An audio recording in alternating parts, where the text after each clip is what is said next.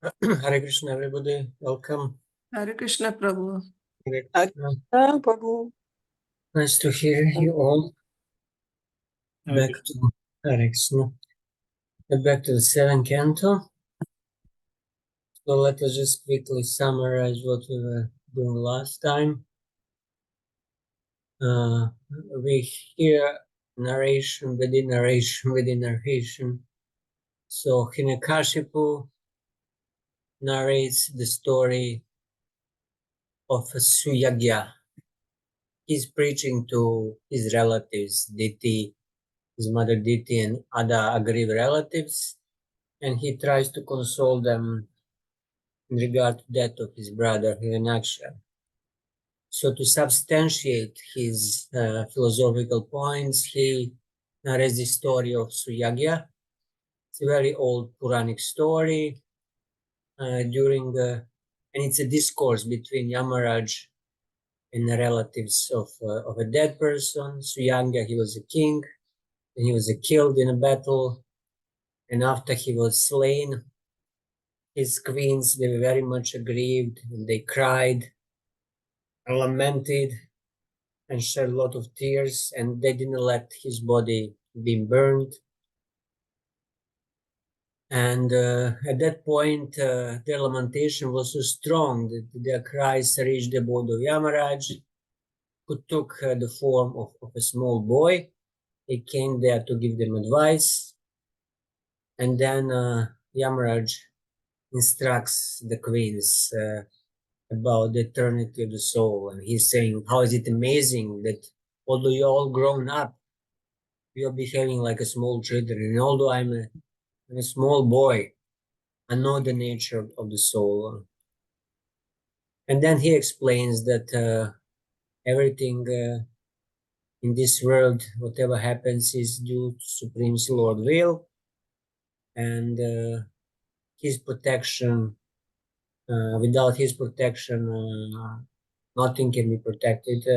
Even if one lost money, the money can be recovered by Lord's protection and mercy. But without His mercy, nothing of this is possible. Even the money that is securely maintained will be also lost.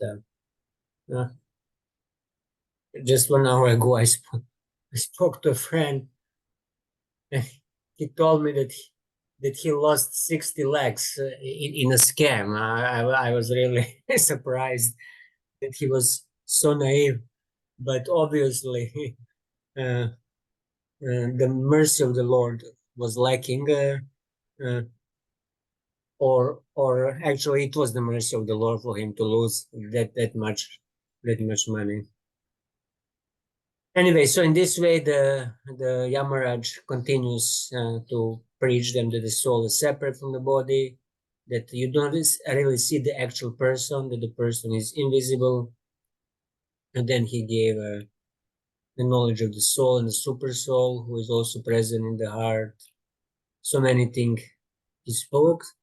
And then the Yamaraj himself, in the form of boy, he narrates a story of Kulinga birds, male and female bird, and a hunter in the forest, he captured female bird, and a male bird who was very much attached to the female bird, he lamented very much how providence is merciless. This is the situation of people. When something bad happens, they blame the providence, or in other words, God. So he was saying, let me take me also. What is the point? What is the point of my life if my dear wife is dead? So this was his point, and we just stop at the sloka 56. So I will share the screen now.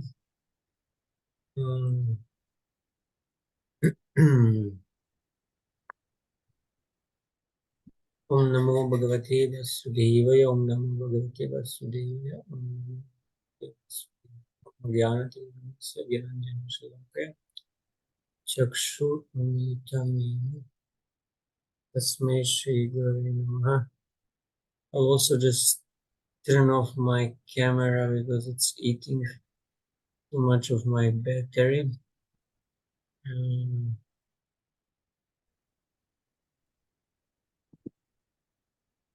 Okay.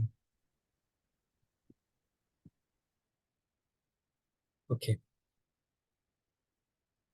So evam kulingam vilapantam arat priyavyo gaturam ashukantam saevatam chakunika sharena vivyada kala prahito vilina. So this is the Yamaraj explaining the story. So he says, because of the loss of his wife, the Kulinga bird lamented with tears in his eyes.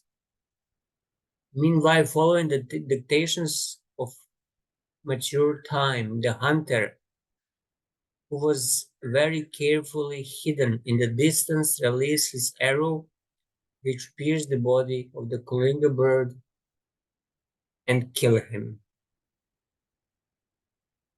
So this bird was not very smart because of his lamentation. He lost will to live, basically, and that's why he also lost his life. And it was due to too much attachment, due to much material affection. Sometimes people think that there is no way for them, that they cannot continue living in the present situation, so they're ready, to commit even suicide. And in some Western countries nowadays, like in Canada, there is something called government assisted suicide program. So people who have some medical conditions, they can apply, and the government will do euthanasia. They'll just assist them in suicide. They'll inject them and kill them. This is what modern day governments are doing. They may be aggrieved due to certain, reasons. And there was a case of a man in Canada who was in debt, and his house was about to be sold, and he was about to become a homeless. But then, because he knew that being homeless in Canada, where 6 months of a year the temperature is in the minus,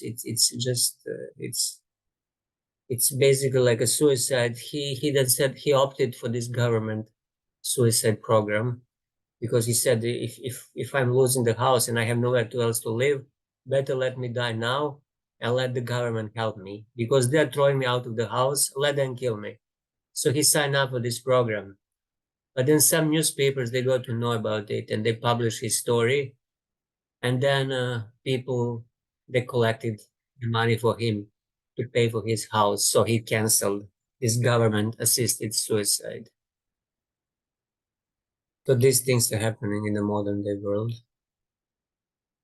Shloka 57. Evam yuyam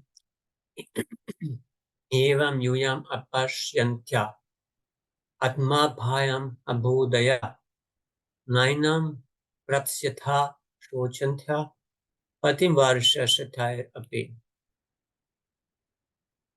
The Samaraj, in the of a small boy, told all the parents, "You are also foolish that you lament who do not see your own death. Afflicted by poor fund of knowledge, you do not know that even if you lament for your dead husband for hundreds of years, you will never get him back alive, and in the meantime your lives will be finished." Purport.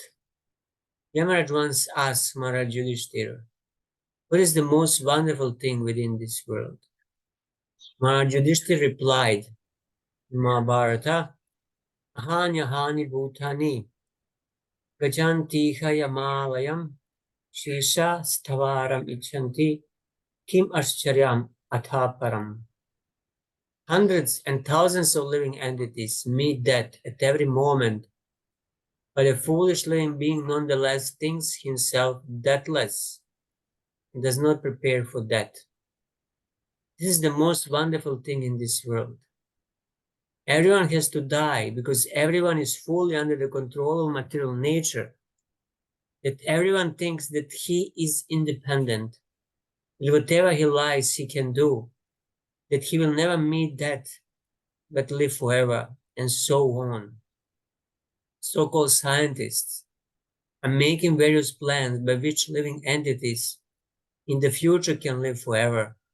But while they are thus pursuing such scientific knowledge, Yamaraj in due course of time will take them away from their business of so-called research.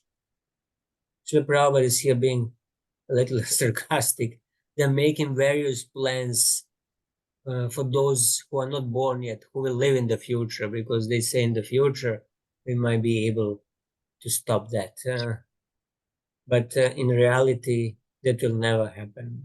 That is impossible to stop. So better be ready, better not be surprised, and die in good consciousness.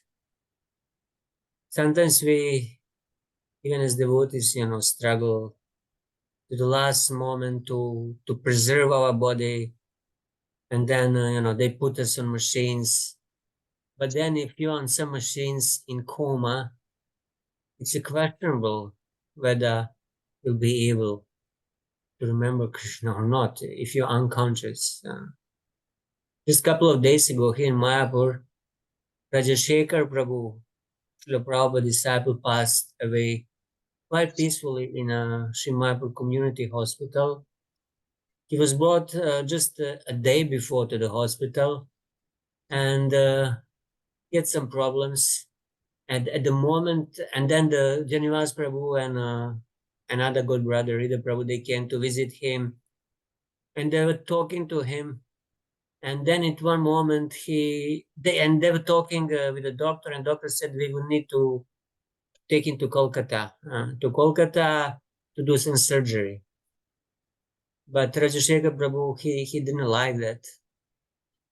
He didn't want to go out of the holy dam. And just a few minutes after that, he fell unconscious, and in matter of few minutes, he passed away. It was very quick and very unexpected. Actually, he was very well known for writing many books like this Rajamandala Parikrama, Govardhan Parikrama, so many books. He lived in Vrindavan for the last 30 years. So he wrote all these holy dams, guidebooks. So he passed away in Mayapur Dham without taking a risk of going to Kolkata and passing away there. There was another devotee whom I remember maybe 15 years ago or even more here in Mayapur, who also had some disease, and it came to such a stage that they decided to take him to Kolkata by force, although he didn't want, and he kind of resisted.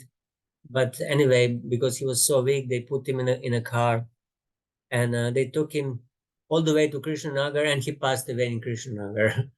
And Krishnanagar is still in district of Nadia, still in a Mayapur Dham. So his desire to pass in Mayapur Dham was again fulfilled by Gauranga Mahaprabhu.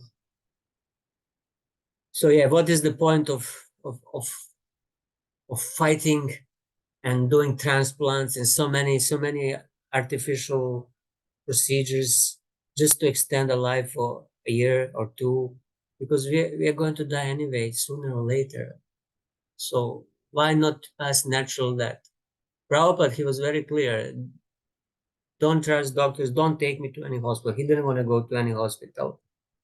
And I know some devotees, some senior devotees who were acting like gurus, and in their will they wrote, if I'm at the verge of death, please, don't take me to hospital. Don't do this. Don't do that.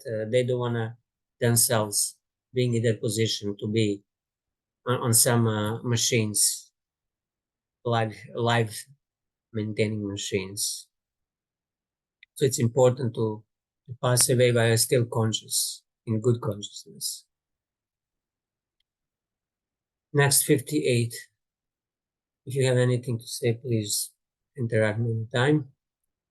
Shri Hiranyakashipu Vacha Bala Evam Pravadhati Sarva Vismita Chetasa Gyateo Minire Sarvam Anitam Ayat Ayato Ayatotitam. So Hiranyakashipu said, While Yamaraj, in the form of a small boy, was instructing all the relatives surrounding the dead body of Suyagya, everyone was struck with wonder by his philosophical words. They could understand that everything material is temporary, not continuing to exist. Purport. This is confirmed in Bhagavad Gita. Antavanta ime deha nitya syokta sharirina. The body is perishable, but the soul within the body is imperishable. Therefore, the duty of those advanced in knowledge in human society is to study the constitutional position of the imperishable soul and not waste the valuable time of human life in merely maintaining the body and not considering life's real responsibility. Every human being should try to understand how the spirit soul can be happy and where he can attain an eternal blissful life of knowledge. Human beings are meant to study these subject matters, not to be absorbed in caring for the temporary body, which is sure to change. No one knows whether he will receive a human body again. There is no guarantee. According to one's work, one may get any body, from that of a demigod to that of a dog. In this regard, Srila Madhvacharya comments, Aham mama bimanadi tayatottama anityakam mahadadi yatotam cha nityachapi yatotita asvantraiva prakriti svatantro nitya eva cha yatharha bhutascha para eka eva janardana. Only Janardan, the Supreme Personality of Godhead, is ever existing, but his creation, the material world, is temporary. Therefore, everyone who is captivated by the material energy and absorbed in thinking, I am this body and everything belonging to this body is mine, is an illusion. One should think only of being eternally a part of Janardan. And one's endeavor in this material world, especially in this human form of life, should be to attain the association of Janardan by going home back to Godhead. In Vishnu Thakur, he comments, they thought this world is temporary because just as it has arisen somehow, it will not remain. So it's not very pleasant to think about that. Nobody likes to think about it. We all think, oh, it's sometimes in the future. And by that time, I'll be ready and whatever Krishna wants. But there is something called that meditation, that you actually meditate, that moment has come. And then you imagine yourself on a funeral pyre of people carrying you. Here in Mayapur, when somebody passes away, usually it happens in the community hospital, then they put him on a bamboo stretcher, and the whole procession goes to Ganga, which is maybe the ghat is 1 kilometer away. So procession with the kirtan goes there, and then already big pile of wood is there. They place the body on that pile of wood, and then they do some rituals, and then they light the fire, and kirtan is going on, and everybody is watching, and the body is disappearing. It takes a couple of hours, for all that wood to disappear. At the end, nothing is left, just little ash, and that ash they just push in the Ganga. So one day it will be our turn, So these sort of meditations can make us more serious to get ready, better sooner than later. Okay, next sloka. Yama etad upakyaya tatraivantara diyatha gyatayo hi suyagyasya chakruyat sama samparayikam.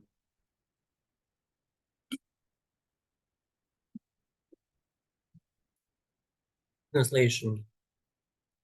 After instructing all the foolish relatives of Suyagya, Yamaraj in the form of a boy disappeared from their vision. Then the relatives of King Suyagya performed the ritualistic funeral ceremonies. Ata shochita mahayuyam param chatmanameva ka atmaka parovatra sviya parakya eva va swaparabhiniveshena vina jnanena dehinam. Therefore, none of you should be aggrieved for the loss of the body, whether you own or those of others. Only in ignorance does one make bodily distinctions, thinking, who am I? Who are the others? What is mine? And what is for others? Purport. In this material world, the conception of self-preservation is the first law of nature. According to this conception, one should be interested in his personal safety and should then consider society, friendship, love, nationality, community, and so on, which have all developed because of the bodily conception of life and a lack of knowledge of the spirit soul. This is called ajnana. As long as human society is in darkness and ignorance, man will continue to make huge arrangements in the bodily conception of life. This is described by Prahlad Maharaj as bharam. In the materialistic conception, modern civilization makes enormous arrangements for huge roads, houses, mills, and factories. And this is man's conception of the advancement of civilization. People do not know, however, that at any time they themselves may be kicked out of the scene and forced to accept bodies that have nothing to do with these enormous houses, palaces, roads, and automobiles. The Prabhupada says here, at any time it can happen that we can be kicked out of the scene. And especially since the COVID time, there's a modern phenomena since 2000 and 2021 called sudden death syndrome. People are suddenly dying from various reasons, and these are not old people. People in their 20s, 30s, 40s, heart attacks, strokes, so many things are happening since last 2-3 years. And of course, the mainstream media will say, it's a climate change, it is this, it is that. Nobody wants to point out to the elephant in the room. Anyway, therefore, when Arjuna was thinking in terms of his body relationships with his kinsmen, Krishna immediately chastised him, saying, Kutastva kashmalam idam vishame samupastitam hanarya jushtam. This bodily conception of life is befitting the Anaryas, the non-Aryans, who are not advanced in knowledge. An Aryan civilization is a civilization advanced in spiritual knowledge.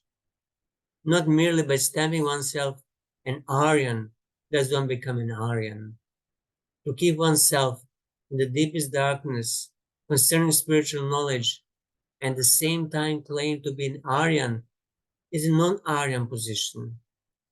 In this connection, Srila Madhvacharya quotes as follows from Brahma Vaivarta Purana. I'll skip the Sanskrit. The purport is that as long as we are in this human form of body, our duty is to understand the soul within the body. The body is not the self. We are different from the body, and therefore there is no question of friends, enemies, or responsibilities in terms of the bodily conception of life. One should not be very anxious about the body's changing from childhood to boyhood, from boyhood to old age, and then to apparent annihilation. Rather, one should be very seriously concerned about the soul within the body and how to release the soul from the material clutches. The living entity within the body is never annihilated. Therefore, one should surely know that whether one has many friends or many enemies, his friends cannot help him, and his enemies cannot do him any harm. One should know that he is a spirit soul, Aham Brahmasmi, and that the constitutional position of the soul is unaffected by the changes of the body.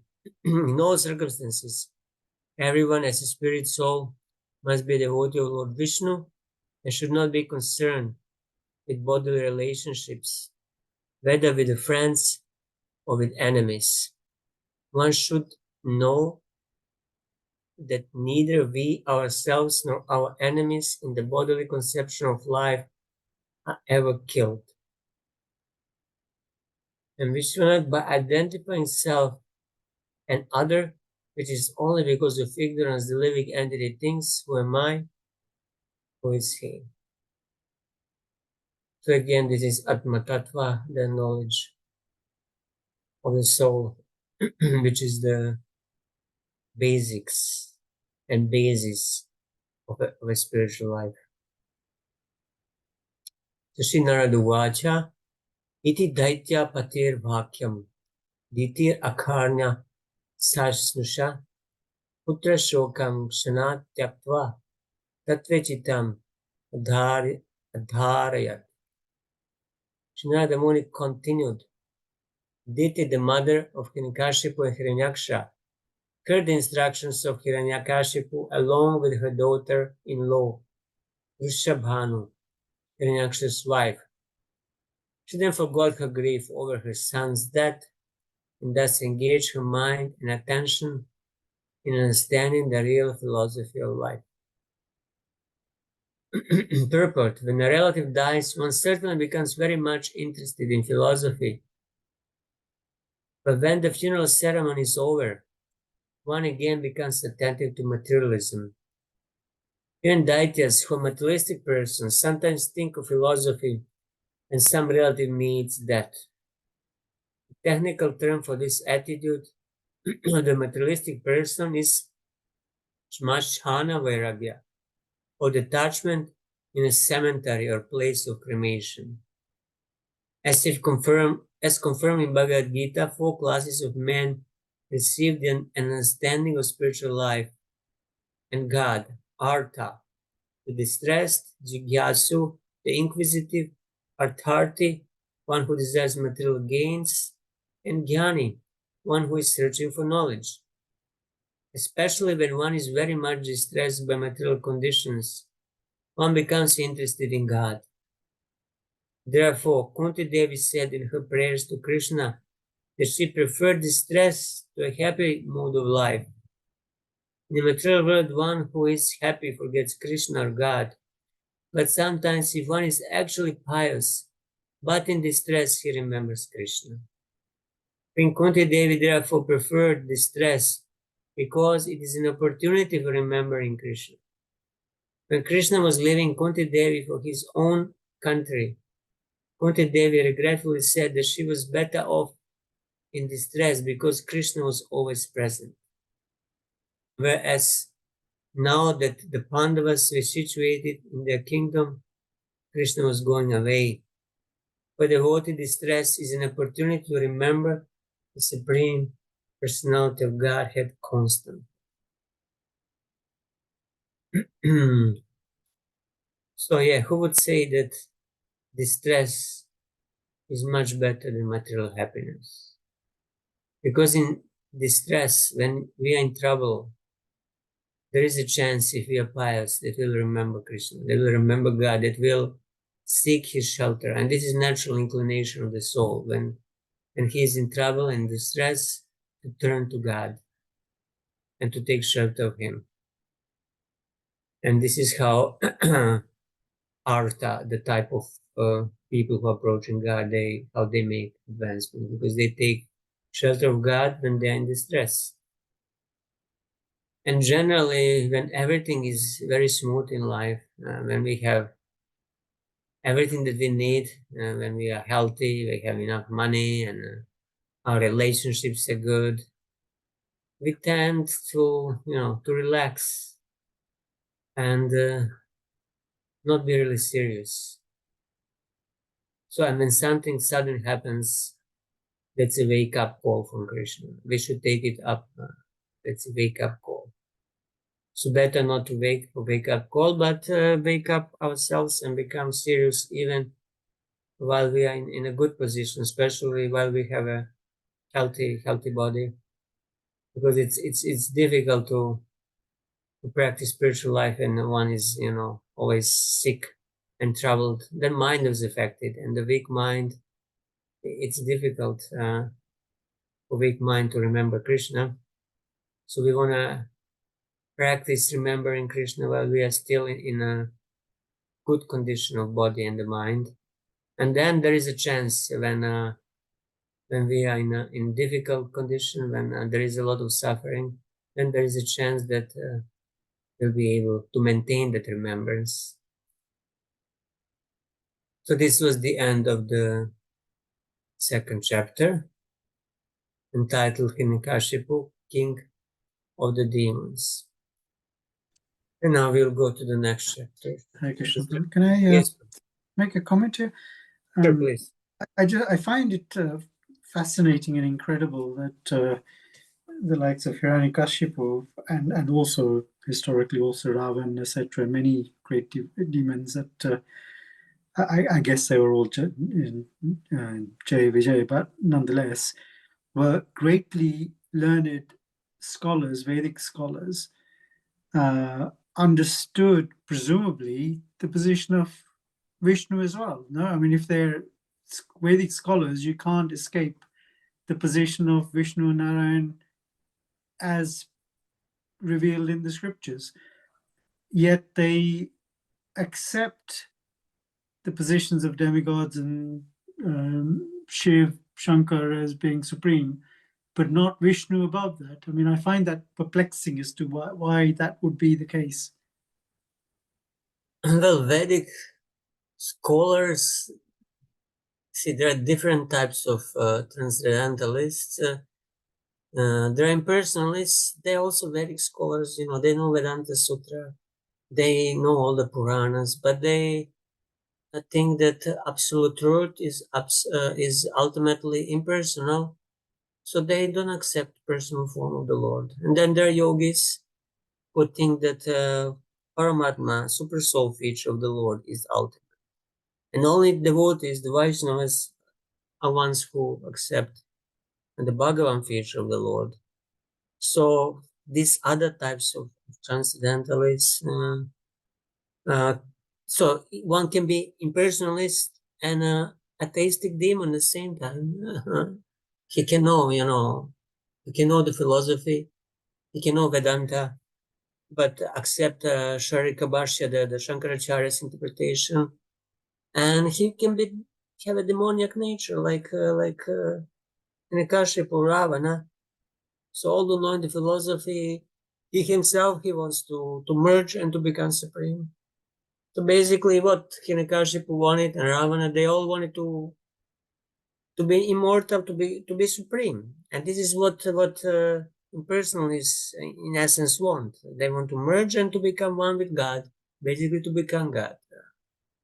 So one can be very knowledgeable in the Vedas, but still without knowing and accepting the personal feature, the Bhagavan feature, and without, even if one theoretically knows that there is a Bhagavan feature, if one doesn't want to surrender to it, although if he's intelligent, he'll want to surrender. If he accepts that the Bhagavan is the supreme, he'll want to surrender. But the personalists, they think, okay, the form of Krishna is just a manifestation of impersonal Brahman, and it's just for purpose of creating some lila, and we can meditate on it. But ultimately, it's a Brahman who is the supreme. Krishna is just a temporary manifestation of Brahman. So they want to use Krishna. Sometimes they chant the holy names. Vrindavan, there are some Mayavadis, who chant, who do Bhagavatam Katha. But they think ultimately we want to merge, and the supreme is the Brahman. There was also that example in Chaitanya Charitamrita of when Gopal Bhatta was traveling from South India to meet Mahaprabhu. There was what was his name? I forgot. There was a name of a person who was constantly chanting the holy name of Lord Ramachandra, and but when he came to, so people thought that he's advanced devotee of Ramachandra, but when he came to Puri, Lord Chaitanya Mahaprabhu didn't pay any attention to him. He didn't give him any special attention, didn't greet him, because he knew his heart. He knew that in his heart he was a impersonalist, and he was just chanting the name of Ram in order to merge into Ram, to become God. So that's why he didn't acknowledge him. He knew his heart. Although externally he behaved like a Vaishnava, he even served Gopal Bhatta, because Gopal Bhatta was a Brahmana, and so he served the devotee. He chanted the holy name of the Lord. So externally he was doing, two most important limbs of bhakti. He was, sadhu seva and nam kirtana, but still he was a personalist. Was his desire was to become God. So I guess similarly, these demons that we hear about, they can have a knowledge, but their heart's desire is to take the Krishna's position, to take Krishna's spot, to they want to become him. So, and then there is no question of devotional service if you want to compete and take the position of God. So you can use the philosophy, you can even practice bhakti externally for that purpose. But if your ultimate aim is not to serve, not to surrender, not to accept him and have a personal relationship, if your ultimate desire is to become him, to merge, and to have whole world under your control, then I'm considered a demon. Yeah, like that. This is what I can think about. Is it okay, Prabhu?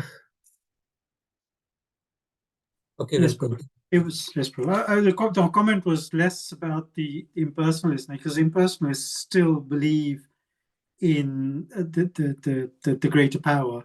It's just they don't give it a form. But here, he's actually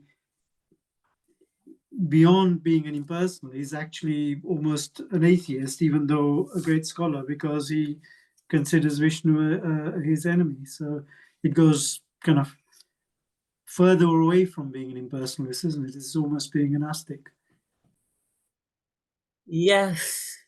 Well, I think there is this comparison that, yeah, that they're put in the same category, atheists and impersonalists. Sometimes they're put in the same category, but it's a different flavor. The impersonalists, they might not hate, but they want to take the position of the supreme, which is again competitive mode. In Hiranyakashipu and Ravana's case, there was a special hatred that was instilled in their heart, which is actually rare. Such a hatred towards the personality of Godhead is very rare, and it's found in real demons. Materialists generally, they just want to enjoy the world and they don't care for God.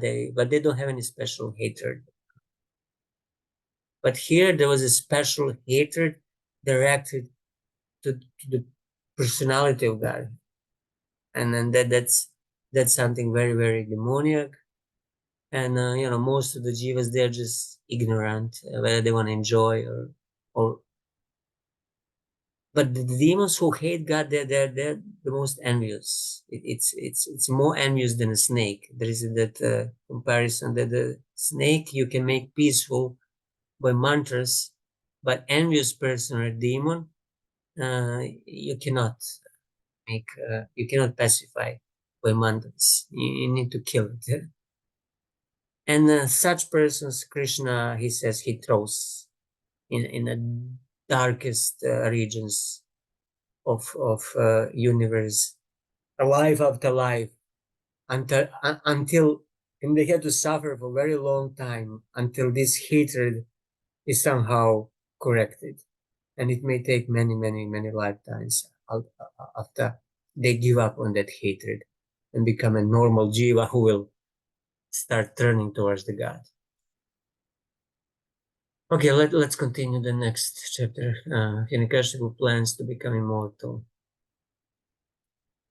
So this chapter describes how Hiranyakashipu performed a severe type of austerity, material benefit, thus causing great distress throughout the universe. Lord Brahma, the chief personality within this universe, became somewhat disturbed and personally went to see why Hiranyakashipu was engaged in such a severe austerity. Hiranyakashipu wanted to become immortal. He wanted not to be conquered by anyone, not to be attacked by old age and disease, and not to be harassed by any opponent. Thus, he wanted to become the absolute ruler of the entire universe. With this desire, he entered the valley of Mandara mountain and began practicing a severe type of austerity and meditation. See, even to do this, you need to have a knowledge. You want to achieve something. So he wanted to achieve all these goals, and he knew that he has to do austerity and meditation, which is a spiritual discipline. So you can say he was a spiritualist, but because his motivation was very, very selfish and materialistic, he was just using a spiritual discipline for very materialistic purposes. That's why he's a demon. So seeing Hiranyakashipu engage in this austerity, the demigods returned to their respective homes. But while Hiranyakashipu was thus engaged, a kind of fire began blazing from his head, disturbing the entire universe and its inhabitants, including the birds, beasts, and demigods. When all the higher and lower planets became too hot to live on, the demigods, being disturbed, left their abodes in the higher planets and went to see Lord Brahma, praying to him that he curtail this unnecessary hate. The demigods disclosed to Lord Brahma Hiranyakashipu's ambition to become immortal, overcoming his short duration of life, and to be the master of all planetary systems, even Dhruvaloka. So upon hearing about the purpose of Hiranyakashipu's austere meditation, Lord Brahma, accompanied by the great sage Bhrigu and great personalities like Daksha, went to see Hiranyakashipu. He then sprinkled water from his kamandulu, a type of water put upon Hiranyakashipu's head.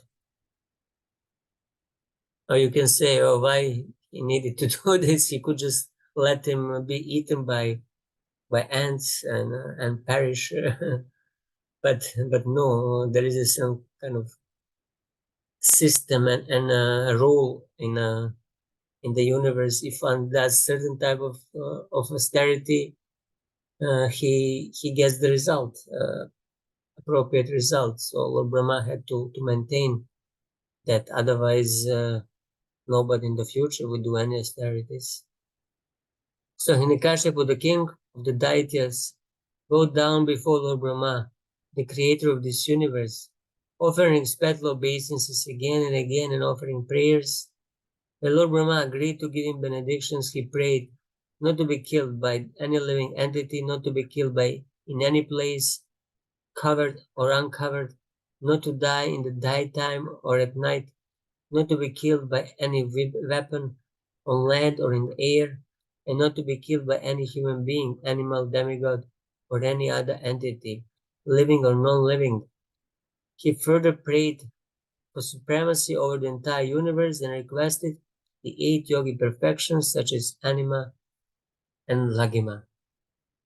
So he was quite demanding. He wanted everything, not only supremacy, but even the yoga siddhis, which attained only after very prolonged meditations by mature yogis.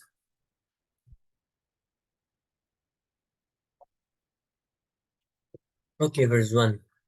Srinarada Vacha Hiranyakashipu Rajan Ajayam Ajaramaram Atmanam Apratidvandvam Ekarajam Yadis Vyaditsata. Narada Muni said to Maharaj Yudhishthir, the Maurya king Hiranyakashipu wanted the unconquerable and free, wanted to be unconquerable and free from old age and dwindling of the body. He wanted to gain all the yogi perfections like anima and lagima, to be deathless, and to be the only king of the entire universe, including Brahmaloka. Such are the goals of the austerities performed by demons. And Kashyapa wanted to receive a benediction from Lord Brahma so that in the future he would be able to conquer Lord Brahma's abode. Similarly, another demon received the benediction from Lord Shiva, but later wanted to kill Lord Shiva to that same benediction. Thus, self-interested persons, by demoniac austerity, want to kill even their benedictors, whereas the Vaishnava wants to remain an ever-existing servant of the Lord and never to occupy the post of the Lord. Trasayuja Mukti, which is generally demanded by asuras. One merges into the existence of the Lord. See here, Sayuja Mukti, which is target of impersonalists, Prabhupada says is generally demanded by asuras. So you would then he's equating impersonalists with asuras. So one merges into the existence of the Lord, but although one sometimes thus achieves the goal of the theory of monism, one falls down again to struggle in material existence. And Vishwanath, the 3rd chapter describes how Hiranyakashipu performed penance, instilled the happiness of the devatas, and after praising Brahma a long time, attained various benedictions. With intention of being the only king, he desired to rule one kingdom, extending up to Brahmaloka. So he accepted the authority of Lord Brahma, but at the same time, he wanted to surpass him and to rule even Brahmaloka, his own Brahma's own planet.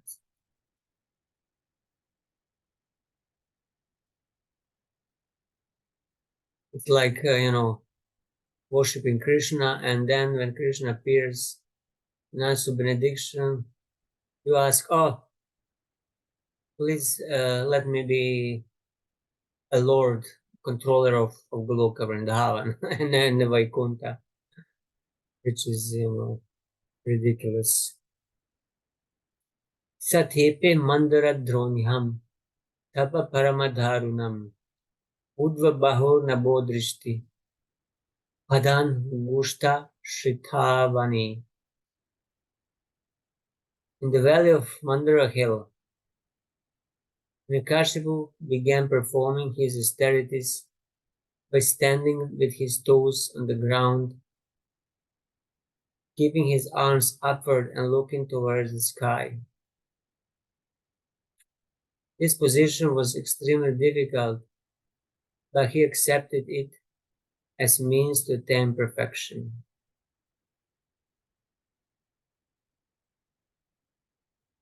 So both hands raised up and standing with the toes. How long we could do it? For 5 minutes, and after that get tired. But somehow, he persisted. There are some yogis on the earth who, also do some sort of very strange austerities. One had his hand up for many years. Somehow he fixed something, and then the hand was always in upright position. That muscles completely, melted. His hand almost dried up after many years of being raised up. Somehow that was his idea of austerity. Jata Didi Tibi Reje Samvartarka Ivan Shubi Tasmin Stapas Tapyamane Devastanani Vijire. From the hair on Hirkashipu's head, there emanated an effulgent light as brilliant and intolerable as the rays of the sun at the time of dissolution. Seeing the performance of such austere penances, the demigods who had been wandering throughout the planets now returned to their respective homes.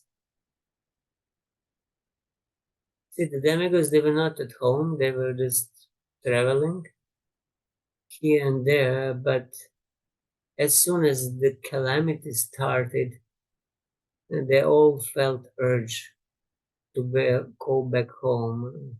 So when we're in danger somewhere, when we're out, on a street in a city, and something happens, like some danger, car accident, or some mass shooting happens, everybody wants just to run away. Where? Back home, because the home is generally equated as the safe place, because we spend at home most of our time, and for us this is the safe place. But sometimes the home also can be dangerous, like in case of earthquake, then one has to run away from home. Tasya mudna samudbutha sadumognis-tapomaya tiryak udvam adolokan pratapad vishwak-iritha. Because of Hiranyakashipu's severe austerities, fire came from his head, and this fire and its smoke spread throughout the sky, encompassing the upper and the lower planets, which all became extremely hot. Because his austerities was so intense,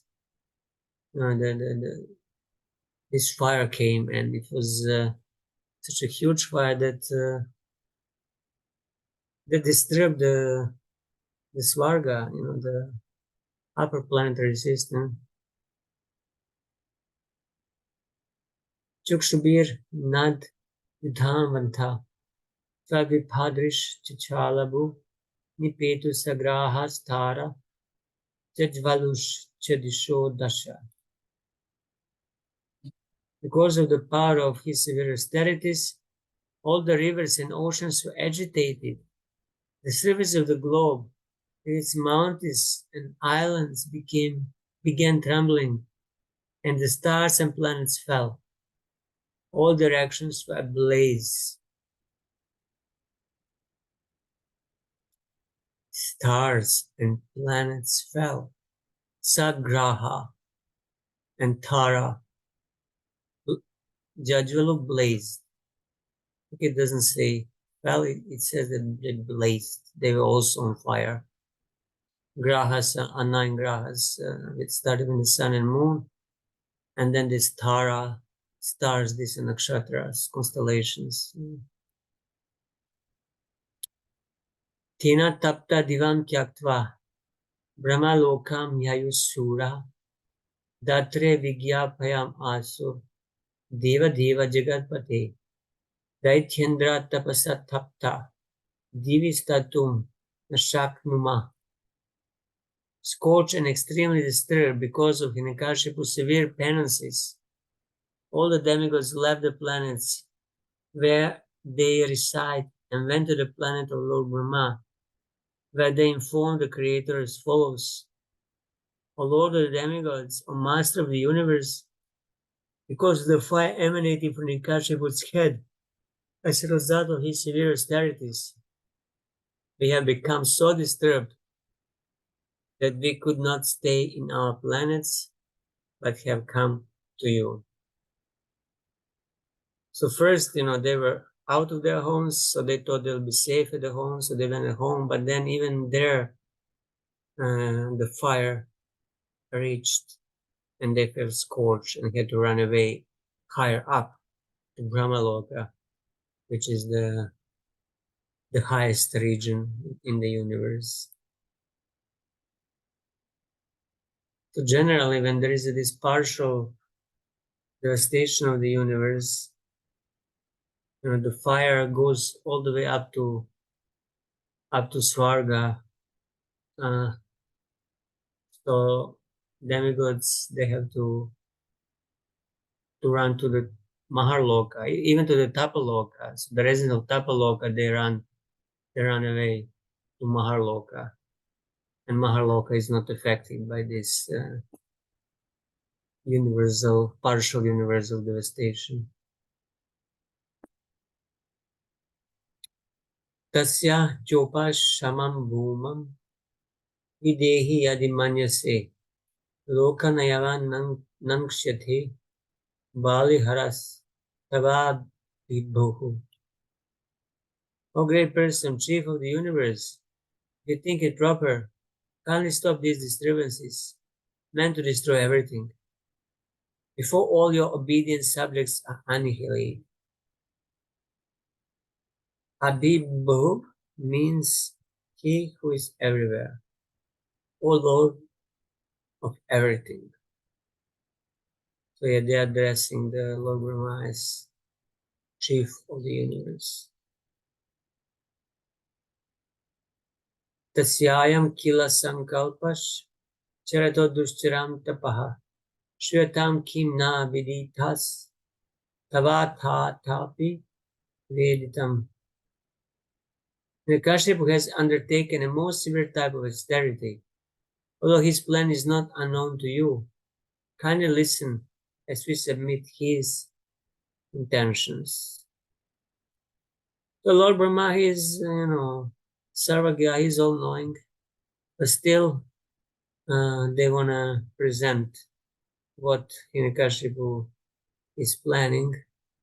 Similarly, when the demigods go to Lord Vishnu, although Lord Vishnu knows everything, still they inform him what is happening, because then when you present something, then you can also ask for remedy for that, for solution. Sristva characharamidam tapayoga samadhina adhyasti sarva dishnebhya parameshti nijasanam tadaham vardamanina tapayoga samadhina kalatmanushcha nityatvat sadyishye tatatmana. The Supreme Person within this universe, Lord Brahma, has gotten his exalted post by dint of severe austerities, mystic power, and trance. Consequently, after creating the universe, he has become the most worshipful demigod within it. Since I am eternal and the time is eternal, I shall endeavor for such austerity, mystic power, and trance for many, many births, and thus I shall occupy the same post occupied by Lord Brahma. This was Hiranyakashipu's plan. He thinks that Lord Brahma, in the same way, did austerities and attained this post. So I can do also the same thing, and and kick him out from his post to become Lord Brahma. So Hiranyakashipu's determination was to occupy the post of Lord Brahma. But this was impossible because Brahma has a long duration of life. As confirmed in Bhagavad Gita, Sahasra Yoga Paryantam Aharyat Brahmano Vidu. 1,000 yugas equals 1 day of Brahma. The duration of Brahma's life is extremely great. Consequently, it was impossible for Hiranyakashipu to occupy that post.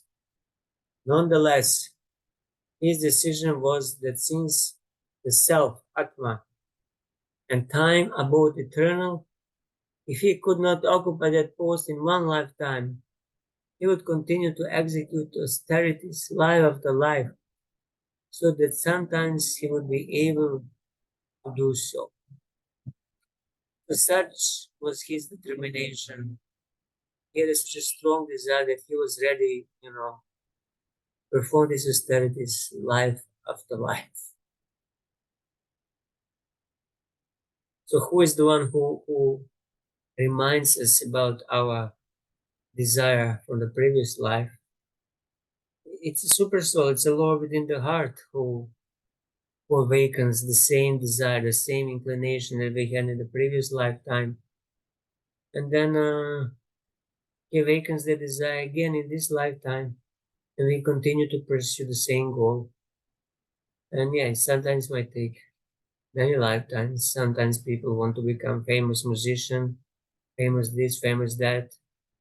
And if they don't have enough punya to fulfill that in one lifetime, Lord gives them the chance in the next lifetime. He reminds them, he awakens their desire.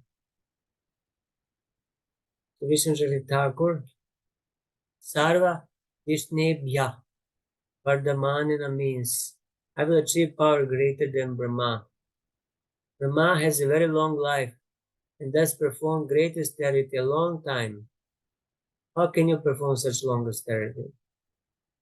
Though my gross body with a short life will be repeatedly destroyed, because time and the Atma are eternal, after performing austerities for many births, I will achieve the post of Brahma for myself. So he had the knowledge in the soul, eternity of the soul, eternity of the time. So he knew about the reincarnation. So he was a quite educated person, but still a demon. Anya thiram vidyase ham ayatha purvamojasa kim anyai kara nirdhuthai kapante vaishnavadibi. By the end of my severe austerities, I shall reverse the results of pious and impious activities. I shall overturn all the established practices within this world. Even Dhruvaloka will be vanquished, and the end of the millennium. Thereafter, therefore, what is the use of it? I shall prefer to remain in the position of Brahma. Purport: Hiranyakashipu's demoniac determination was explained to Lord Brahma by the demigods, who informed him that Hiranyakashipu wanted to overturn all the established principles. After executing severe austerities, people within this material world are promoted to the heavenly planets. But Hiranyakashipu wanted them to be unhappy, suffering, because of the diplomatic feelings of the demigods, even in the heavenly planets.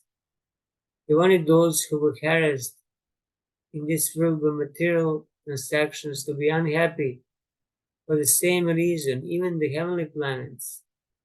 Indeed, he wanted to introduce such harassment everywhere. One might ask how this would be possible, since the universal order has become established since time immemorial, but Hiranyakashipu was proud to declare that he would be able to do everything by the power of his tapasya. He wanted to make the Vaishnava's position insecure. These are some of the symptoms of ascetic determination. So Hiranyakashipu, he wanted to make everybody unhappy. He wanted everybody to suffer, and this is very demoniac desire. This is pure, how you call it, evil, pure, wanted others to suffer and be unhappy. This is some sort of perverted pleasure that people with demoniac mentality have, to enjoy somebody's unhappiness and to be miserable when you see somebody happy. This is demoniac mentality. And the word is quite opposite. The word is called parasukha. He's happy when others are happy, and he's paradukha. He's unhappy when others are unhappy. So in this way, the devotee empathizes with others, and he shares. He understands their feelings. He's concerned about the feelings of others. The person with the demonic mentality, he doesn't care for the feelings of. He looks them as just object for their sense gratification. And whether that sense gratification will cause the pain or hurt to that other person, the demonic person doesn't care. And he would even be happy if the person is hurt. So this is such a horrible mentality that really only way to correct it is to throw them into the darkest regions of universe, to hell, to suffer there and be tortured until they change this disposition, this demoniac disposition. Vishwanath, I'll make the world opposite. Those who suffer by vows like celibacy and austerity will attain hell in the next life, will have to suffer. Those who are only absorbed material enjoyment in this life will attain the enjoyment of Svarga in the next life. Material enjoyment will be the recommended piety and sadhana. Restricting enjoyment will be a sin and not recommended. So he wanted to turn everything upside down. This will be instituted. But this has not happened in any previous lifetimes of Brahmas. I'll make previous rules just the opposite by my power. Why do you consider Brahma's post that you cherish to be better than all others? What is the use of other places, like Dhruvaloka, which are temporary? The demons will consider Dhruvaloka temporary.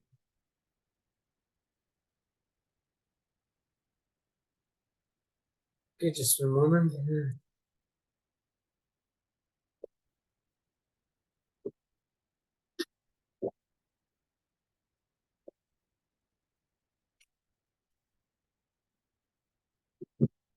Iti Shushumam Nirbandam Tapa Paramam Astita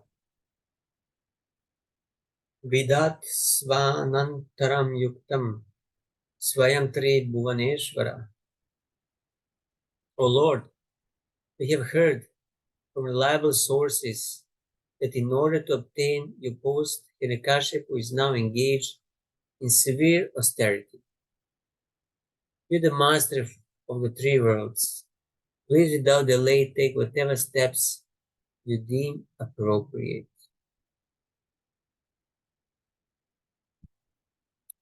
In the material world, a servant is provided for by the master, but is always planning how to capture the master's post.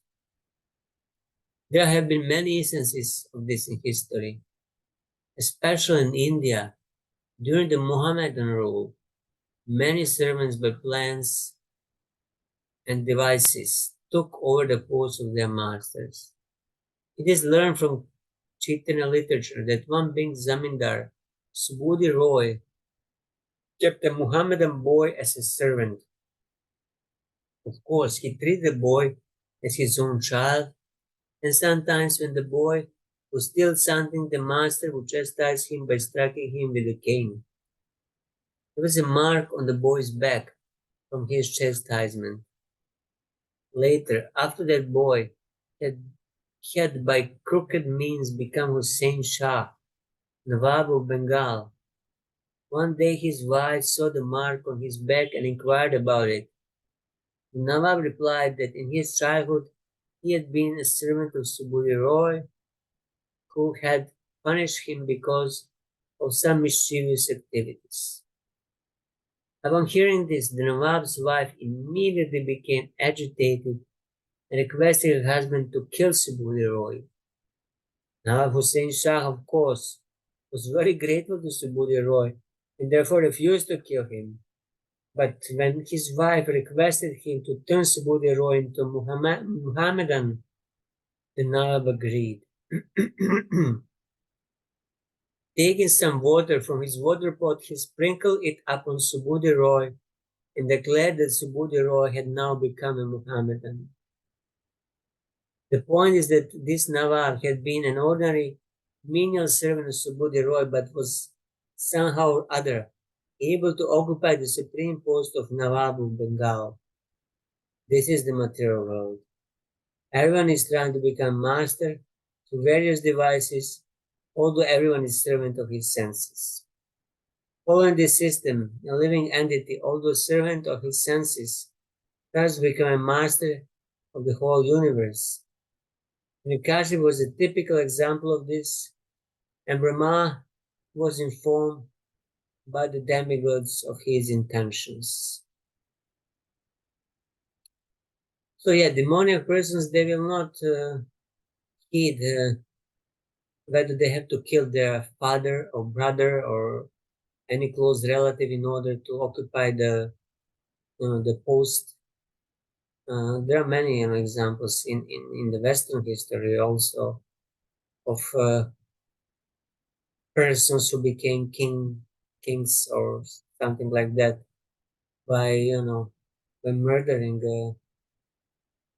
their close relative. But the interesting thing here that there was this custom, they just by being sprinkled by little water from a Muslim's water pot, one becomes a Muslim. Actually, this was a concoction. How can you become a Muslim just by being touched by water? But smarter Brahmanas, they were so so adamant in their following blindly the rules and regulations that they made up this rule, and the rule like this and some other rules caused immense havoc to the Vedic culture, because many Hindus, they were converted in this easy way by Muslims, and this is how the Muslim population in India increased over the time.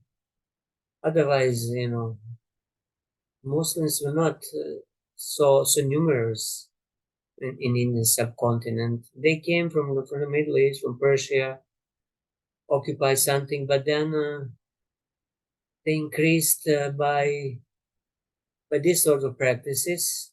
Their population increased, and it was basically turning the local Hindu population of the lower castes of the of those who were Shudras or who lower than Shudras and who were looked down upon from the point of the higher castes, from the were looked down by Brahmanas, smarta Brahmanas, and some like Kshatriyas. They had no choice than to convert to Islam, to become Muslims, because their own people, they rejected them. They considered them outcasts just because they were touched by Muslim or by water sprinkled by Muslim. So they had no choice than to integrate in the Muslim society. And that's why we have India divided into 3 countries: Pakistan, Bangladesh, and India. And even in India nowadays, we have, I think, what is it? 40% of Muslim population or something like that. 10%. How much, bro? How much? I didn't hear. 10%. Oh, okay, less. Yeah, 60-40 is actually the proportion here in Mayapur, in the Nadia district. 60% are Hindu and 40%. Nationally, it's 10%. I think regionally, you might have a lot of differences. Yeah, But regionally that's it. different. That's obviously just considering India, not considering population of Pakistan and Bangladesh. Yeah. There was huge migrations left and right in order to make all these three countries. Anyway, this is the situation now. Yes, somehow West Bengal, especially these districts here, and they have a lot of Muslim population, and even since Lord Chaitanya's times, they had. This concept of contamination was not just confined to the Mohammedan population. Presumably, I think wasn't it similar if a dog eater's shadow fell on theirs or something, and they would be considered contaminated. Yes. Even if the other low-born persons would, touch you or something, you become also untouchable, which was very, blind rule that, forced people from the Varnashrama, forced them out from Varnashrama. Basically, in this way they became outcasts, and it's a smarter rule. But still, smart as they wanted strictly to follow it. And the result is what we have now. Okay, Shloka 13. Tavasanam Vijaghavam Parameshthyam Jigatpate Bhavaya Shriyase Bhutyai Kshemaya Vijayaya Cha. O Lord Brahma, your position within this universe is certainly most auspicious for everyone, especially the cows and brahmanas. Brahminical culture and the protection of cows can be increasingly glorified, and thus all kinds of material happiness, opulence, and good fortune will automatically increase. But unfortunately, if an Kashipu occupies your seat, everything will be lost. They're all under the Lord Brahma, all the demigods and devatas. And then if the demon is in the post of Lord Brahma, everything is finished. The devatas are finished, and human population is also finished. So in this verse, the word Vijaghavam Parameshtyam indicate the most exalted position of the Brahmanas, Brahminical culture, and the cows. In Vedic culture, the welfare of the cows and the welfare of the Brahmanas are essential. Without proper arrangement for developing Brahminical culture and protecting cows, all the affairs of administration will go to hell. Being afraid that Hiranyakashipu would occupy the post of Brahma, all the demigods were extremely disturbed. Hiranyakashipu was a well-known demon, and the demigods knew that if the demons and Rakshasas were to occupy the supreme post, Brahminical culture and protection of cows would come to an end. The Lord therefore knows particularly well how to develop the material condition of the living entities within this material world. In every universe, there is a one Brahma engaged on behalf of Lord Krishna, as confirmed in Srimad Bhagavatam. Tini Brahma Hridaya Adi Kavaya. This principal creator in each Brahmanda is Lord Brahma, who imparts Vedic knowledge to his disciples and sons. On every planet, the king or supreme controller must be a representative of Brahma. Therefore, if a Rakshasa or demon was situated in Brahma's post, then the entire arrangement of the universe, especially the protection of the Brahminical culture and cows, would be ruined. All the demigods anticipated this danger, and therefore they went to request Lord Brahma to take immediate steps to thwart Hiranyakashipu's plan. So the universal order would be disturbed if the highest post is captured by demon. But similarly, in human society today, those who are in the leadership positions all over the world, they're more or less of a demoniac nature. So that's why the Brahminical culture and cows, they are endangered and they are basically lost. Now there is a plan to decrease the number of cows by certain, persons like Bill Gates, who is promoting that they are cause of global warming and climate change because they produce the gases, the CO2, and somehow it should be reduced. So this is the modern day demons who want to implement their plans to different government agencies and non-profit organizations. In the beginning of creation, Lord Brahma was attacked by two demons, Madhu and Kaitava, but Krishna saved him. Therefore, Krishna is addressed as Madhu Kaitava Hantri. Now again, Hiranyakashipu was trying to replace Brahma. The material world is so situated that even the position of Lord Brahma, not to speak of ordinary living entities, is sometimes in danger. Nonetheless, until the time of Hiranyakashipu, no one had tried to replace Lord Brahma. Hiranyakashipu, however, was such a great demon that he maintained this ambition.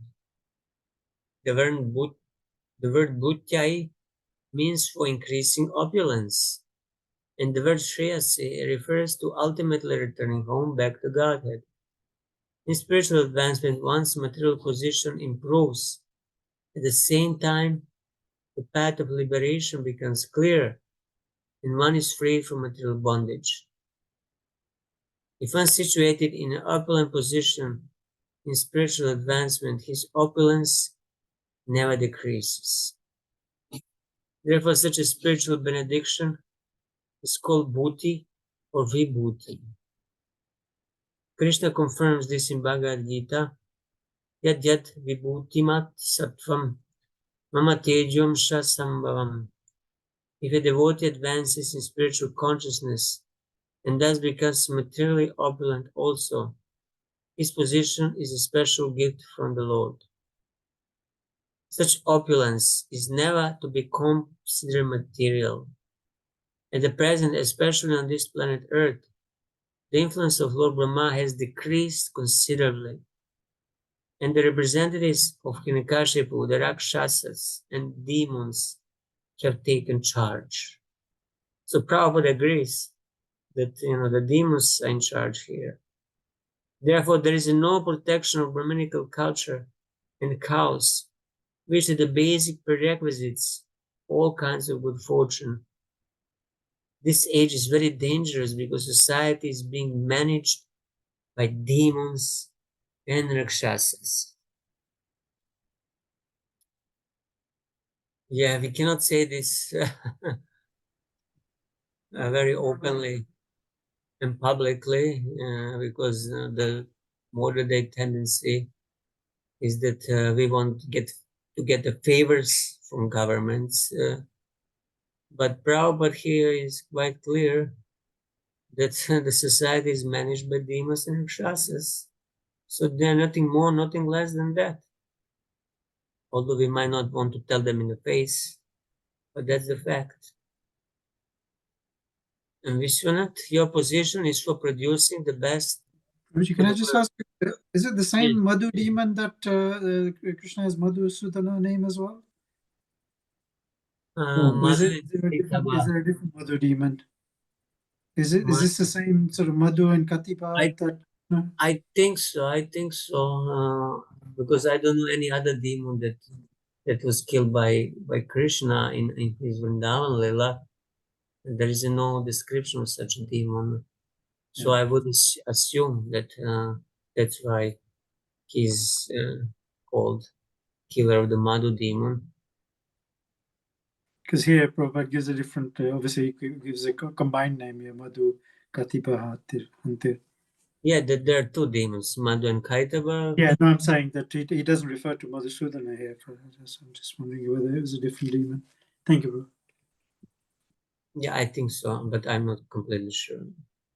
Iti vigyapito devair Bhagavan Atmabur Nripha Parito Brigu Dakshadhyair Yayau Daityeshvarashramam. Translation. O king, being thus informed by the demigods, the most powerful Lord Brahma, accompanied by Brigu, Daksha, and other great sages, immediately started for the place where Hiranyakashipu was, performing his penances and austerities. So Brahma was waiting for the austerities performed by Hiranyakashipu to mature, so that he could go there and offer benedictions according to Hiranyakashipu's desire. Now taking the opportunity of being accompanied by all the demigods and great saintly persons, Brahma went there to award him the benediction he desired. So Brahma went with the intention of stopping his austerities by offering benedictions. If he waited more, his austerities would increase and it would cause further disturbance. So that's why he went there hastily. I assume on his swan carrier.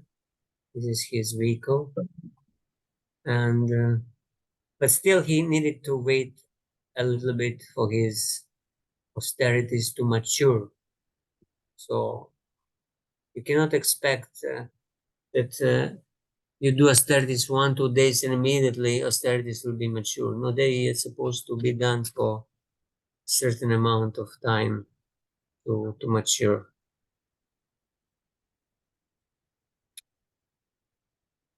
15 and 16. Nadadarsha Katichanam Valmikatrina Kichakai Pipilikhabir Achirnam Medastvam Mamsa Shonitam Tapantam Tapasa Lokan Yata Bra Vihitam Ravim Vilakshya Vismita Praha Asamstam Hamsavahana. Oh yeah, here Hamsavahana. Lord Brahma, who is carried by a swan airplane, at first could not see where Hiranyakashipu was, for Hiranyakashipu's body was covered by an anthill and by grass and bamboo sticks. Because Hiranyakashipu had been there for a long time, the ants had devoured his skin, fat, flesh, and blood. Then Lord Brahma and the demigods spotted him assembling a cloud-covered sun, heating all the world by his austerity. Struck with wonder, Lord Brahma began to smile and then addressed him as follows. The living entity can live merely by his own power, without the help of skin, marrow, bone, blood, and so on, because it is said, Asango Yam Purusha, the living entity has nothing to do with the material covering. And Akashi will perform a severe type of tapasya austerity for many long years. Indeed, it is said that he performed the tapasya for 100 heavenly years. This one day of the demigods equals 6 of our months. Certainly, this was a very long time. By nature's own way, his body had been almost consumed by earthworms, ants, and other parasites, and therefore even Brahma was at first unable to see him. Later, however, Brahma could ascertain where Hiranyakashipu was, and Brahma was struck with the wonder to see Hiranyakashipu's extraordinary power to execute tapasya. anyone would conclude that Hiranyakashipu was dead because his body was covered in so many ways. But Lord Brahma, the supreme living being in this universe, could understand that Hiranyakashipu was alive but covered by material elements. So it's interesting how he was able to preserve his life force within the bones, I guess, because all the flesh, all the bodily organs, everything was destroyed. Brain, heart, they were not existing anymore. But still, his jiva was present in the bones. It is also to be noted that although Hiranyakashipu performed this austerity for a long, long time, he was nonetheless known as a Daitya and Rakshasa. It will be seen from verses to follow that even great saintly persons could not perform such a severe type of austerity. Why then was he called a Rakshasa and Daitya? This because whatever he did was for his own sense gratification. His son Prahlad Maharaj was only 5 years old, and so what could Prahlad do? That simply by performing a little devotional service, according to the instruction of Narada Muni, Prahlad became so dear to the Lord that the Lord came to save him, whereas Hiranyakashipu, in spite of all his austerities, was killed. This is the difference between devotional service and all other methods of perfection. One who performs severe austerities for sense gratification is fearful to the entire world, whereas a devotee who performs even a slight amount of devotional service is a friend to everyone. Suhridam Sarvabhutanam. Since the Lord is the well-wisher of every living entity, and since a devotee assumes the qualities of the Lord, a devotee also acts for everyone's good fortune by performing devotional service. Thus, although Hiranyakashipu performed such a severe austerity, he remained a Daitya and Rakshasa. Whereas Prahlad Maharaj, although born of the same Daitya father, became the most exalted devotee and was personally protected by the Supreme Lord. Bhakti is therefore called Sarvopadi Vinir Muktam, indicating that a devotee was freed from all material designations and Anya Bilashita Shunyam, situated in tranquil position, free from all material desires. First, Brahma did not see him since he was covered by the anthill. Then, seeing him, he spoke. Achirna means completely eaten up. He was like the sun covered by a cloud. So body was completely eaten up, but he was still alive. This is certainly extraordinary. And his determination was also extraordinary. So Sri Brahmo Vacha, Utishtotishtha Bhadram Te, Tapasido Sikhasyapa, Varadoham Anuprapto, Vayatham Ipsito Varaha. Lord Brahma said, O son of Kashyapa Muni, please get up, please get up. All good fortune unto you. You are now perfect in the performance of your austerities, and therefore I may give you a benediction. You may now ask from me whatever you desire, and I shall try to fulfill your wish. Just 1 second, please.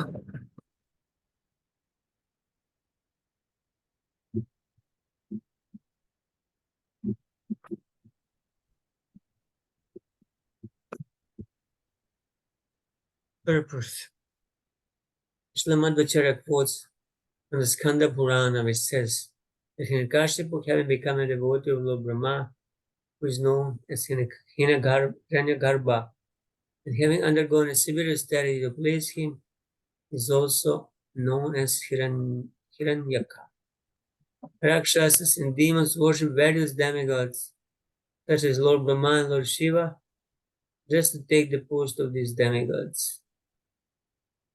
This we have already explained in previous verses.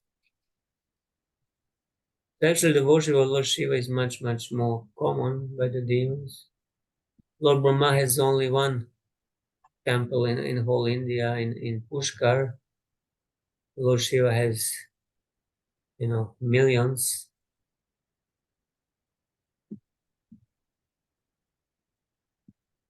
Eighteen. Adraksham aham etamte haritsharam mahad adbhutam damsha bhakshita dehasya prana yastishu shirati. I've been very much astonished to see your endurance. In spite of being eaten and bitten by all kinds of worms and ants, you're keeping alive, air circulating within your bones. Certainly, this is wonder. Purport, it appears that the soul can exist even through the bones, as shown by the personal example of Hiranyakashipu.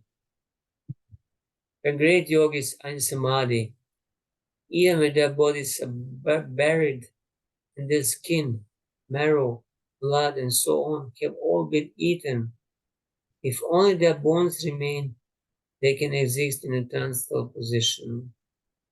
Very recently, an archaeologist published findings indicating that Lord Christ, after being buried, was exhumed and that he then went to Kashmir.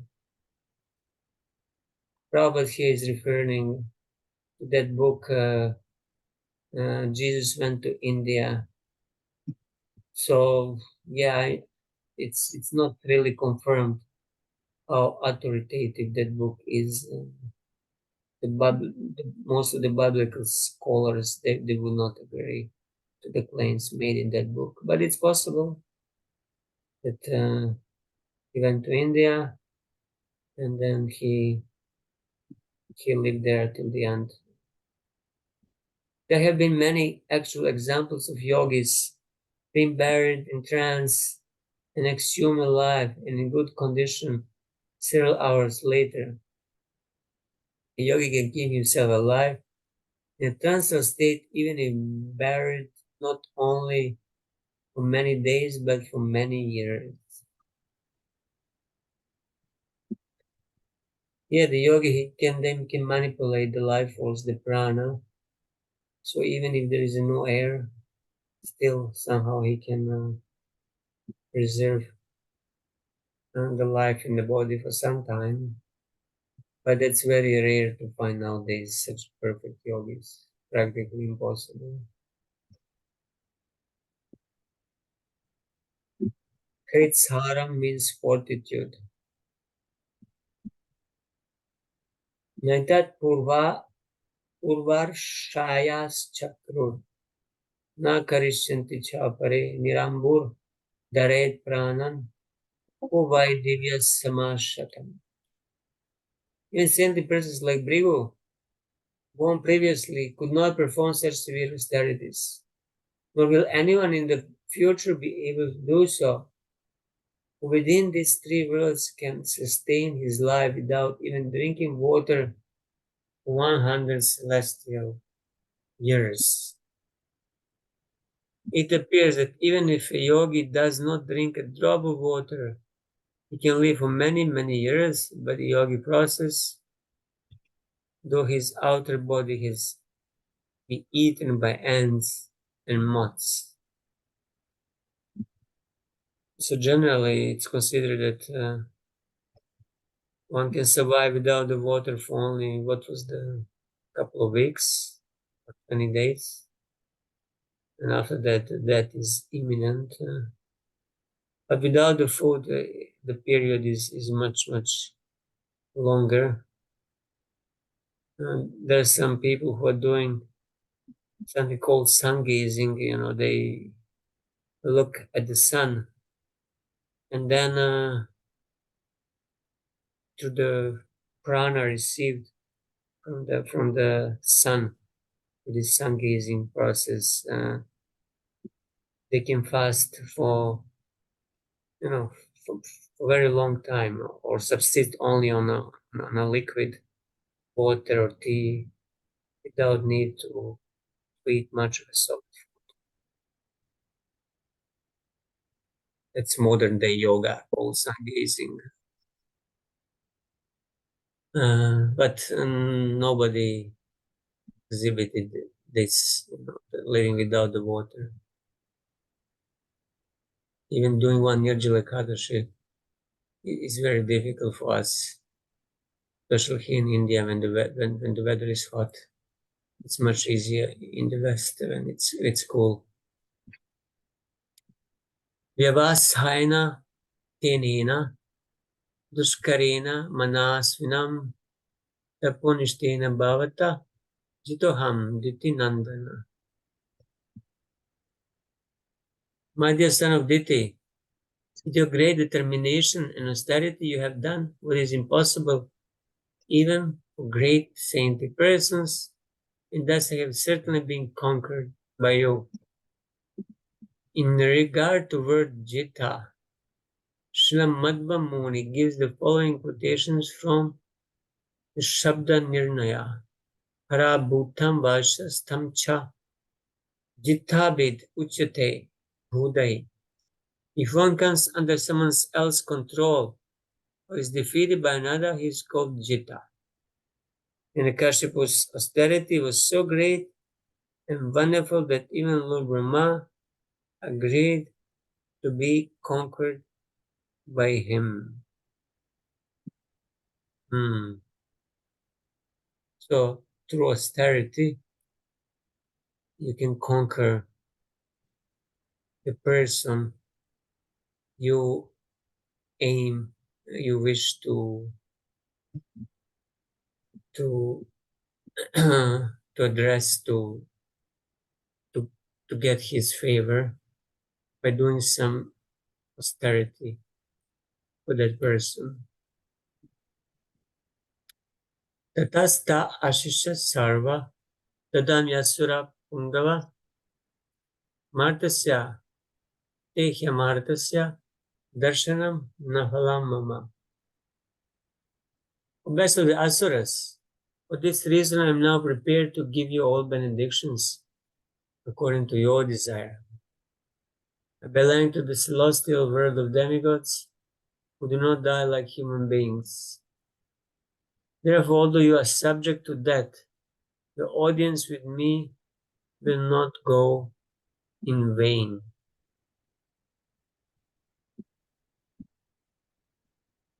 So yeah, the Kinikaji word Martasya, one who was destined to die. So not only humans on this planet, but demigods are also destined to die. Daityas, Danavas, and Rakshasas, they also have their lifespan. So it appears that human beings and asuras are subject to death, whereas demigods are not. The demigods who reside with the Lord, Brahma, in Satya Loka, go to Vaikuntha Loka in their present bodily constructions at the time of dissolution. Therefore, although Hiranyakashipu had undergone severe austerities, Lord Brahma predicted that he had to die. He could not become immortal or even gain equal status with the demigods. The great austerities and penances he had performed for so many years would not give him protection from death. This was foretold by Lord Brahma. So there are distinctions between different categories of demigods. So only those who live on Brahmaloka, they are not subject to that. Demigods, devas and upadevas shown in Svarga and below Svarga, like Gandharvas and they're subject to that. Their lifespan is determined.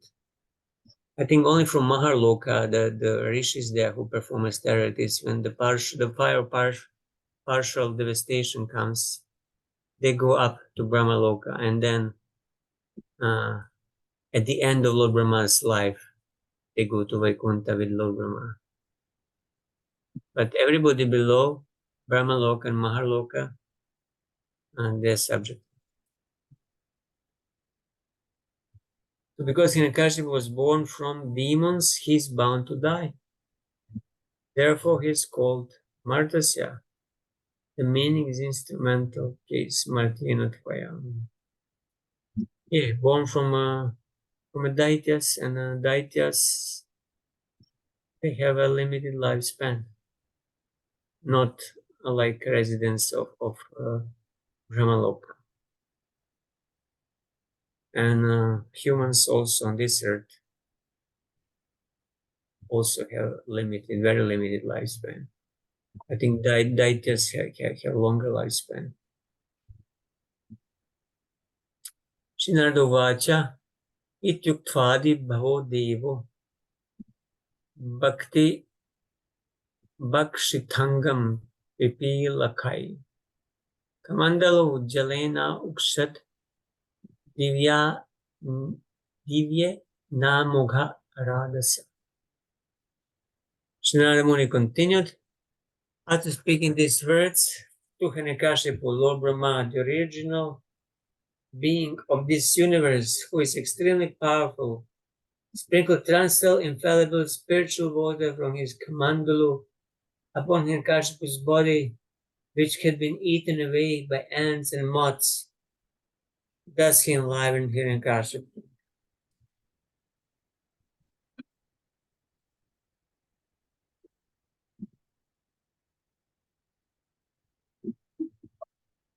Purport. Lord Brahma is the first created being within this universe and is empowered by the Supreme Lord to create. Tene Brahma Hridaya Adi Kavaye. The Adi Deva or Adi Kavi, the first living creature, was personally taught by the Supreme Personality of Godhead through the heart. There was no one to teach him, but since the Lord is situated within Brahma's heart, Brahma was educated by the Lord himself. Lord Brahma, being especially empowered, is infallible in doing whatever he wants. This is the meaning of the word Amoga Radhasa. It is that to restore Hiranyakashipu's original body, and therefore by sprinkling transcendental water from his water pot, he immediately did so.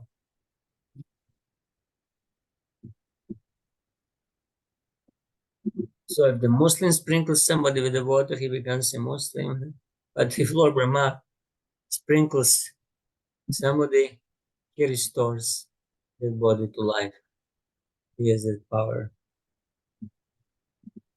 Pipilikai means by ants and gnats. Adibhava is Brahma. Brahma sprinkled him with the water which would give fruitful results. Amoga Radhasa.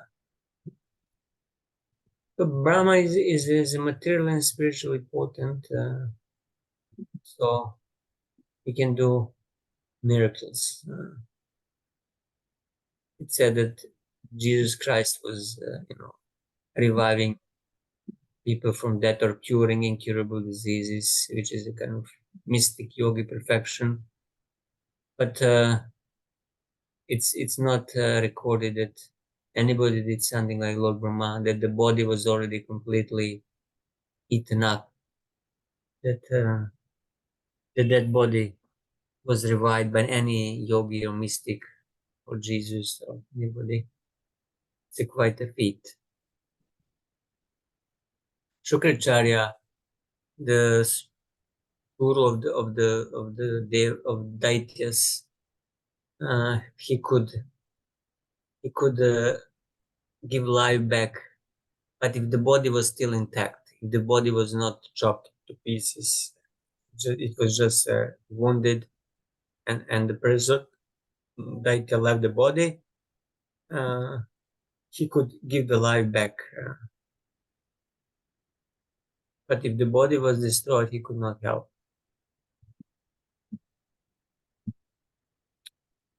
Okay, just a couple more. We have 8 more minutes left.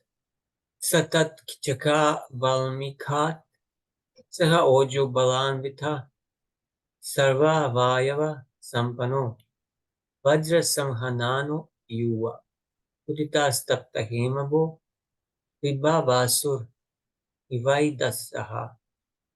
As soon as he was sprinkled with the water from Lord Brahma's water pot, Hiranyakashipu arose, endowed with a full body, with limbs so strong that they could bear the striking of a thunderbolt. With physical strength and a bodily luster, resembling molten gold, he emerged from the anthill, a completely young man, just as fire springs from a fuel wood.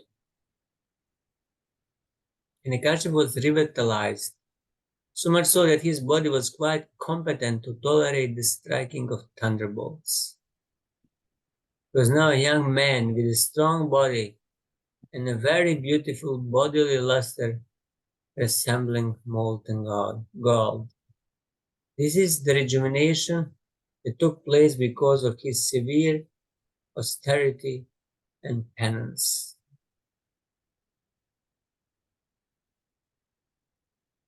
Ashwini Kumaras, they are known as the heavenly physicians of the Devatas. They could also, restore person to youth, but I don't think they can bring somebody whose body was already destroyed. But there is that example of Ashwini Kumaras giving youth to Chavana Muni in that story of Chavana Muni and Sukanya, where he wanted to, when he married a young girl, and then he was very old. So the Ashwini Kumaras, they took him to the lake, and then they dipped him in the water of the lake, and then they took him out, and the Sukanya could not recognize who her husband was, because he looked exactly like young and beautiful, like Ashwini Kumaras.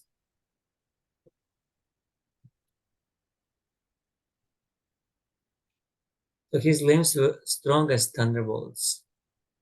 Vajra Samhanana. Sanarikshambare Devam Hansavaham Vasitam Nanama Shirasa Bhumau Tadarshana Mahotsavaha. Seeing Lord Brahma present before him in the sky, carried by his own airplane, Hiranyakashipu was extremely pleased. He immediately fell flat, with his head on the ground, and he began to express his obligation to the Lord. Lord Krishna says in Bhagavad Gita, Yapchanya devata bhakta yajante shadayamvita tepi mam eva kaunteya yajantya vidi purvakam aham isarva yagyanam bhoktatya prabhureva cha natu mam abhijananti datve natash chivantite. Whatever a man may sacrifice to other gods, O son of Kunti, is really meant for me alone, but is offered without true understanding. I am the only enjoyer and the only object of sacrifice. Those who don't recognize my true transcendental nature fall down. In effect, Krishna says, persons engaged in the worship of the demigods are not very intelligent, although such worship is indirectly offered to me. For example, when a man pours water on the leaves and branches of a tree without pouring water on the root, he does so without sufficient knowledge or without observing regulative principles.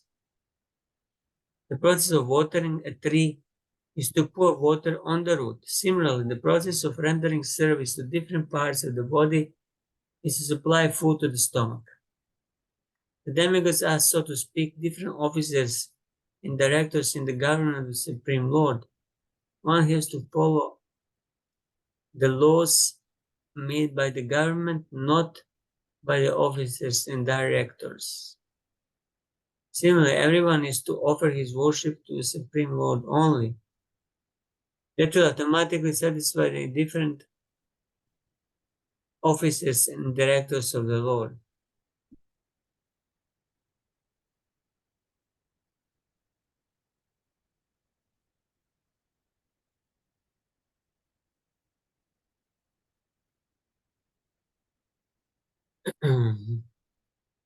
Sorry, I lost it.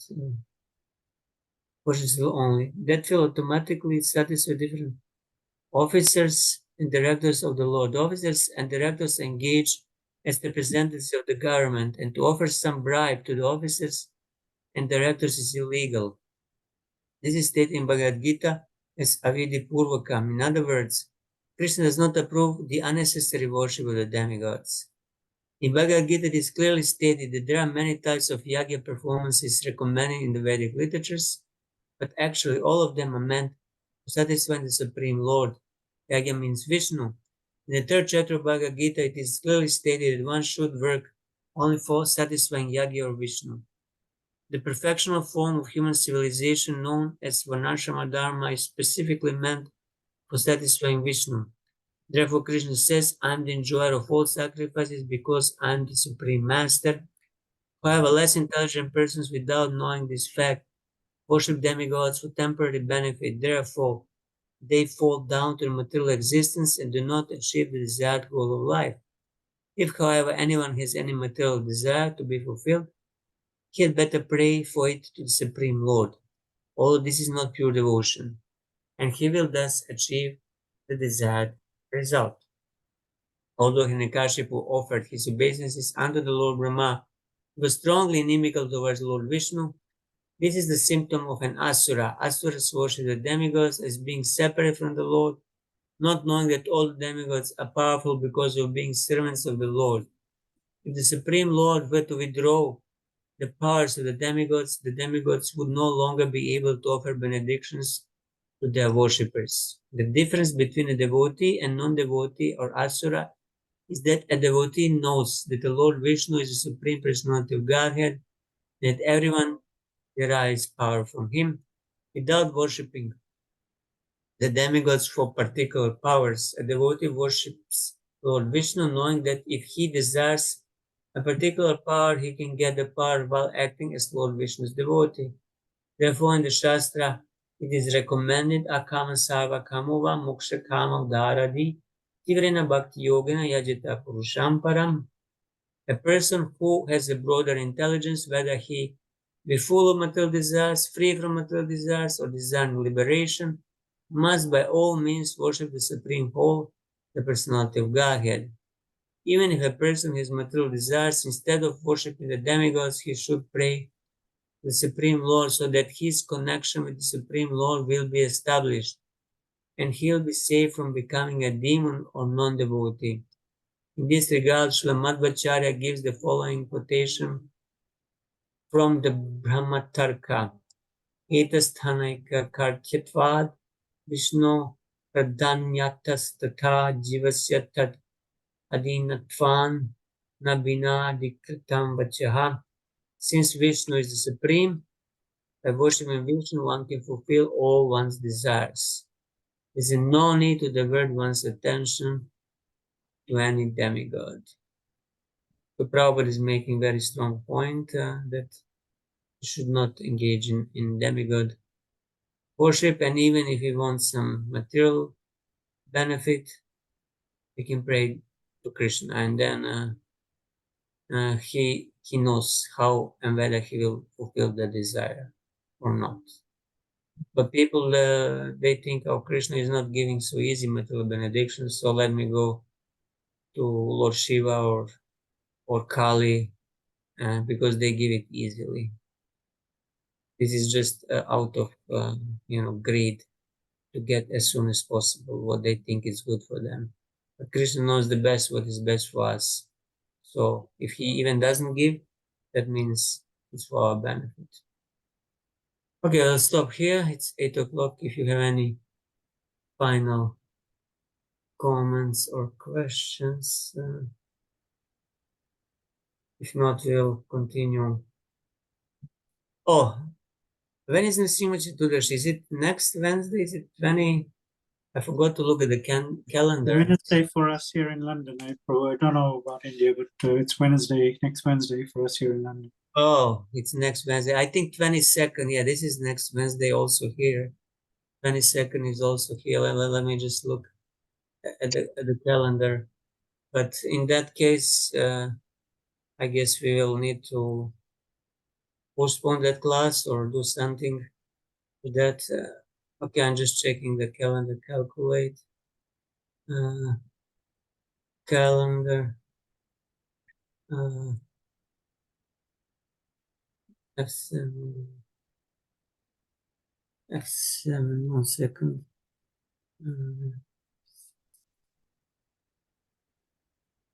Yeah, I think it's Wednesday also here. So in that case, Chaturdashi, yeah, Nishima Chaturdashi, 22nd of May. So should we just skip or have it on Thursday? What is the desire of everybody? I don't mind, Prabhu. Don't mind skipping it. I Okay. won't be able to do a Thursday, Prabhu. So either Tuesday if you want to move it, or postpone it for the whole week if you desire. It's up to you. I won't be able to do Thursday. Wednesday, if you want to keep it, that's also fine. If you're okay with that, Prabhu. Yeah, I think then better skip it because it's fasting till dusk, and exactly we in Indian time we would start at dusk, so it's not Well, very good. it would be fantastic because we're actually reading Nrsimhadev's pastimes coming up, so it'd be nice to glorify Nrsimhadev on Nrsimha Chaturdashi. Yeah, possible. I don't know what. Then what we can skip it, Prabhu, for yeah, next, I think we can skip it. because everyone will be Yeah, engaged. everybody wants to go for Abhishek or Yes, break the fast. It's evening, so we'll skip it. We'll skip it, Yes.